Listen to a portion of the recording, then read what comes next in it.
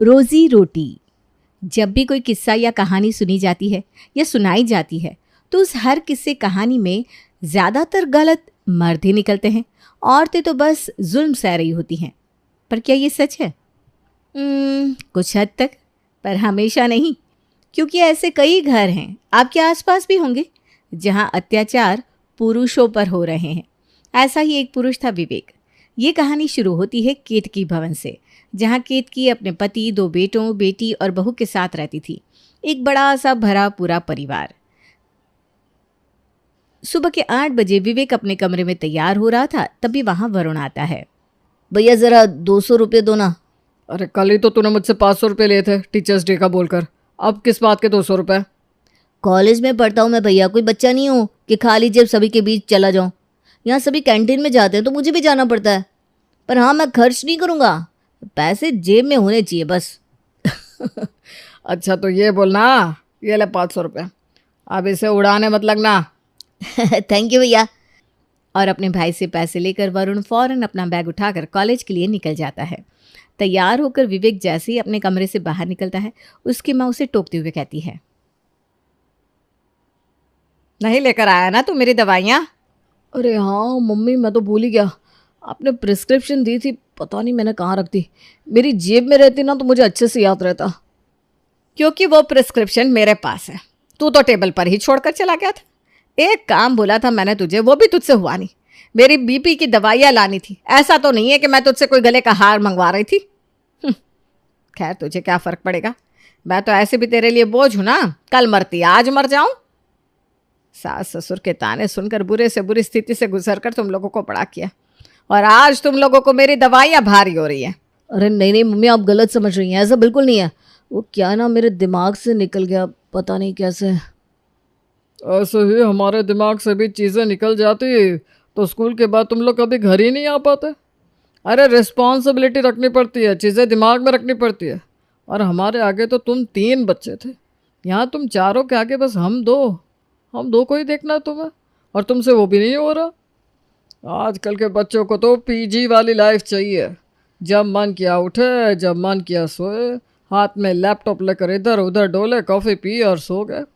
जिम्मेदारी लेना ही नहीं चाहता कोई। फिर से वही सब। पूजा, मेरे लिए नाश्ता लाने की ज़रूरत नहीं है, ऑफिस के लिए निकल रहा हूँ। ये कहकर विवेक भगवान का आशीर्वाद लेकर घर से बाहर चला जाता है। ये लीजिए, अगर सच बोल दो तो ये खाने पर गुस्सा दिखाते हैं। बैठे बैठे बना बनाया खाना मिल रहा है ना, तो बोली तो निकलेगी। ऑफिस से आने दे इसे, रात को इसे कुछ भी परोसने की ज़रूरत नहीं है बहू। इससे भी तो पता चलना चाहिए कि खाने का अनादर करने की सज़ा क्या होती है। रात को थका हारा विवेक काम से घर लौटता है। खाना लगाओ यार पूजा, बड़ी ज़ोरों की भूख लगी है। पहले ये बताओ, तुम शिमला मिर्ची लेकर आए? सुबह टमाटर भूल गए, अभी शिमला मिर्ची। तो कल के जो वेजिटेबल थे उससे बस हम सबके लिए ही सब्जी बन पाई है। पूरी बात बताओ ना भाभी, जो हरकत आपने सुबह की है उसके बाद पापा ने आपको खाना देने से मना किया है। भाई मेरा डिनर हो गया, मैं चलती हूँ। एक एक करके सभी खाकर चले जाते हैं। भूख के मारे अब विवेक के सर में दर्द होने लगता है। वो पूजा से कहता है, पूजा ज़रा चाय बना देना। चाय के लिए तो पापा ने मना नहीं किया है ना। अब 10 बार मैं किचन में नहीं जा सकती। चाय पीनी है तो खुद बना लो। वैसे भी तुम सब्जी लेकर नहीं आए थे, तुम्हारे कारण मैं पिज्ज़ा नहीं बना पाई। तो अब तुम तो मुझसे कुछ उम्मीद ही मत रखना। मैंने कहा था कि आज ऑफिस से जल्दी आ जाना, पर नहीं। अरे ऑफिस में काम ही इतना था पूजा, एक तो मैं टिफ़िन लेकर नहीं गया, मैंने ब्रेकफास्ट नहीं किया, और वहाँ कैंटीन में खाने तक का ऑफ नहीं दिया आज बॉस ने मुझे। काम ही इतना है। चलो कोई बात नहीं, मेरी ही गलती हो गई। मैं कल सुबह उठते ही तुम्हारे लिए शिमला मिर्ची ले आऊँगा बस। और इतने थके होने के बाद भी विवेक खुद चाय बनाकर पीता है। अगली सुबह उठते ही सबसे पहले विवेक पूजा की पसंद की ताज़ी सब्जी लाकर रसोई में रख देता है। चश्मे वाले से पापा का चश्मा लाना बाकी है, मम्मी का टूथपेस्ट ले आता हूँ। सब्जी हो गई, मम्मी की दवाई तो कल रात ही मैं ला चुका हूँ, अब कुछ बाकी नहीं। और फटाफट विवेक सारा काम करके ऑफिस जाने के लिए तैयार हो जाता है। नाश्ता करके विवेक ऑफिस जा ही रहा था कि उसे रास्ते में शर्मा जी मिल जाते हैं। अरे बेटा, अच्छा हुआ तू मुझे यहीं मिल गया, मैं तेरे ही घर आ रहा था। वो क्या है ना, अब शादी की उम्र हो गई है प्रेम की, तो सोचा प्रिया से उसकी बात चला दूँ। अरे ये तो बहुत अच्छी बात कह दी अंकल आपने, मैं घर पर बात करता हूँ। आप एक काम कीजिए, प्रेम का बायोडाटा और फ़ोटो व्हाट्सएप कर दीजिए मुझे, और घर लौटते हुए विवेक सबसे पहले सभी के सामने इसी बात को रखते हुए कहता है, बहुत ही अच्छे घर का रिश्ता सामने से चलकर आया है प्रिया के लिए मम्मी। हमारी प्रिया का भाग्य इतना अच्छा है, ऊपर से प्रेम एक नंबर लड़का है, 1.5 लाख रुपए महीने कमाता है और कोई बुरी आदत भी नहीं है उसमें। तो आप शादी कर लो भाई उससे, 1.5 लाख घर पर आ जाएंगे, पैसे से ही मतलब है ना। अरे बहना तू तो नाराज़ हो गई, हम कोई धक्का देकर थोड़ी ना तुम्हें इस घर से बाहर निकाल रहे हैं। पहले लड़के से बातचीत कर ले, पसंद नहीं आया तो देखा जाएगा। नहीं बर्दाश्त हो रही क्या भाई मैं आपको इस घर में? मैंने कह दिया ना, अभी मेरा शादी करने का मन नहीं है, मुझे कम से कम 1-2 साल चाहिए। अच्छा ठीक है, पर मुझे लगता नहीं कि ऐसा रिश्ता दोबारा मिलेगा। लड़के वाले सारा खर्च खुद लगाकर शादी करना चाह रहे थे मम्मी। चाह रहे थे तो क्या मेरी बेटी के बिना मर्जी के मैं शादी कर दूं उसकी? हैं? तेरा जो करने का मन करता है तू कर प्रिया, मैं हूं ना तेरे आगे खड़ी। बेचारा विवेक, 24 घंटे में एक भी ऐसा पल उसके दिन में नहीं होता था जिसमें उसे सुकून मिले। रात को प्रेम जैसे ही अपने बिस्तर पर लेटता है, पूजा अपनी सहेली से फ़ोन पर बातें करना शुरू कर देती है। क्या तू दुबई जा रही है? पर तू तो अभी अभी बैंकॉक से वापस आई थी ना। अच्छा, वो एनिवर्सरी पर गए थे और ये तेरे बर्थडे पर जा रहे। सही है यार तेरा, मुझे कहाँ फ़ौरन जाने को मिलेगा, मेरे पास तो पासपोर्ट भी नहीं है।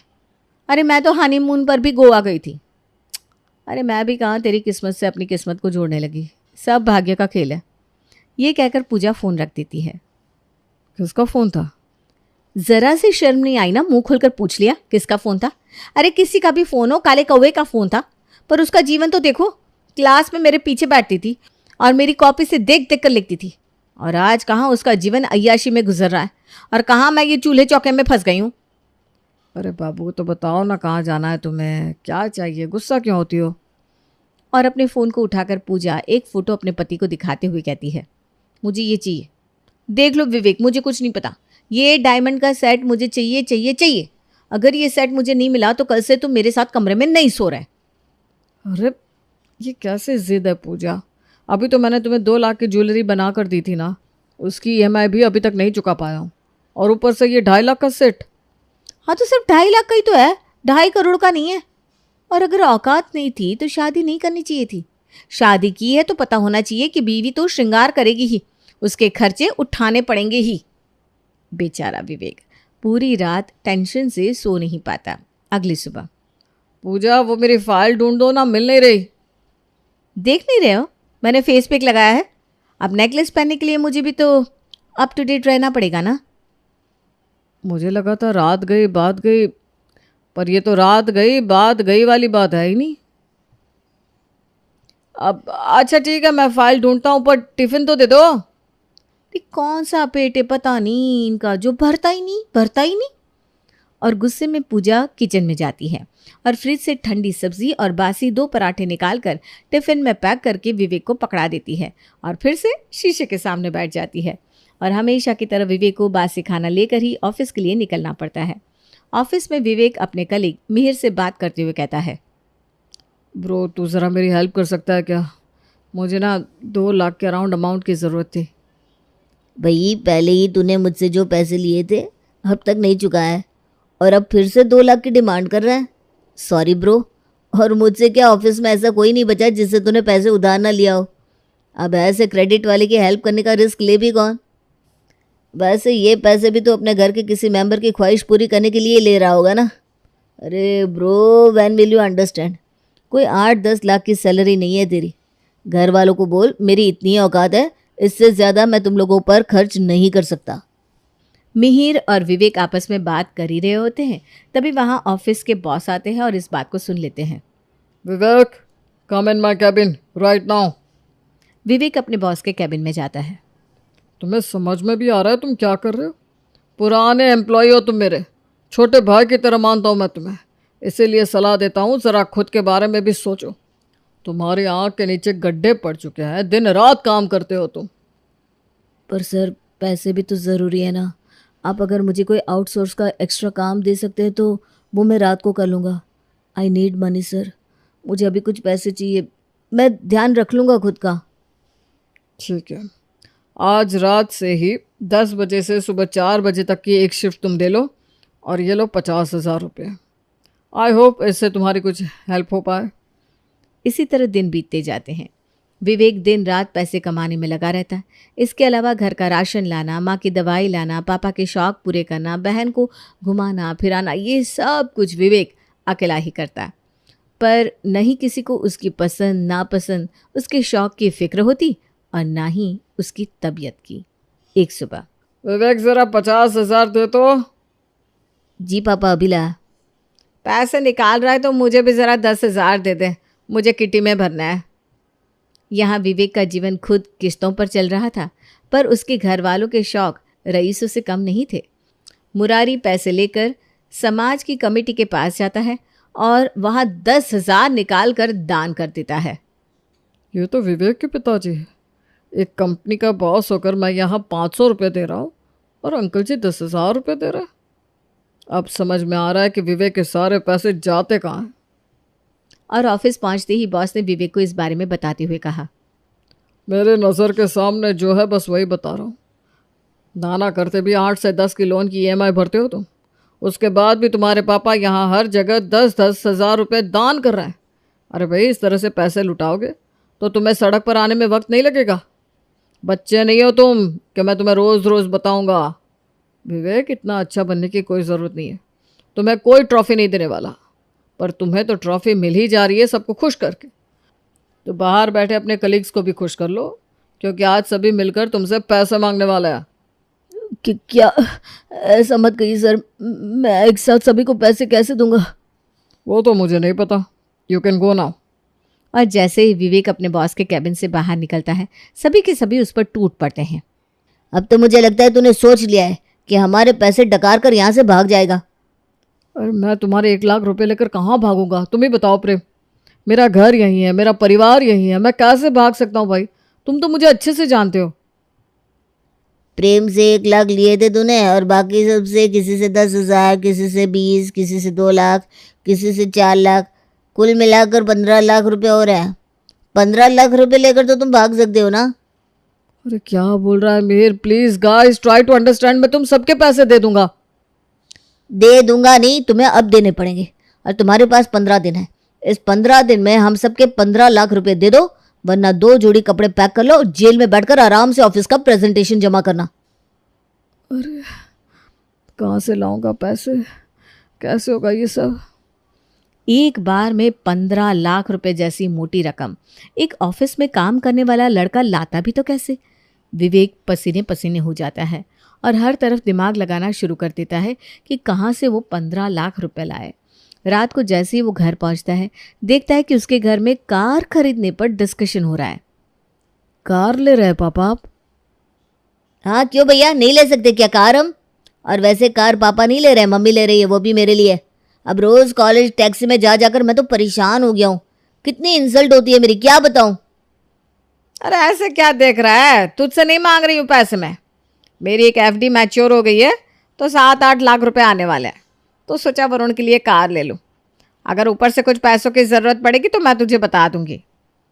ये सुनकर जैसे ही विवेक अपने कमरे की ओर बढ़ने के लिए पहला कदम बढ़ाता है, उसे चक्कर आ जाते हैं। वो वहीं बेहोश होकर गिर पड़ता है। सभी हड़बड़ा जाते हैं और उसे लेकर अस्पताल भागते हैं। यहाँ विवेक के घर वाले अस्पताल पहुँचते हैं तो वहाँ ऑफिस के बॉस और उसके कलीग्स पूरे 2 घंटे डॉक्टर की निगरानी में रहने के बाद विवेक को होश आता है। क्या हो गया मेरे हस्बैंड को डॉक्टर? वो तो आपको पता होना चाहिए।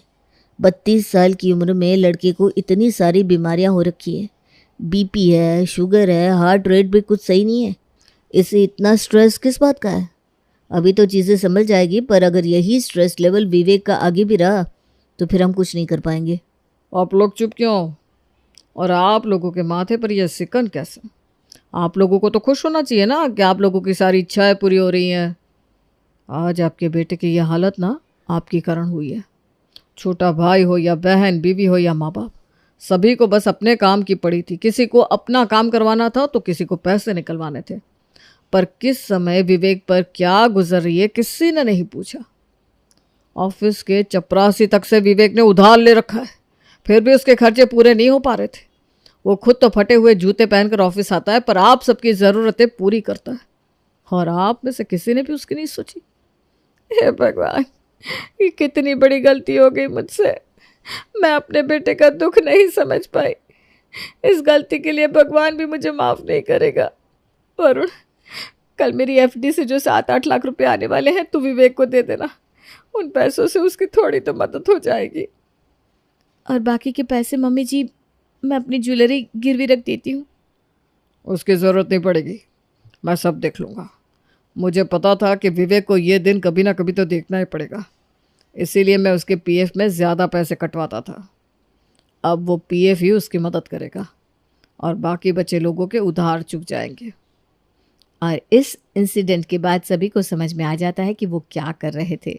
सभी विवेक से अपनी गलती की माफ़ी मांगते हैं और इस दिन के बाद कोई भी अपनी गलती नहीं दोहराता।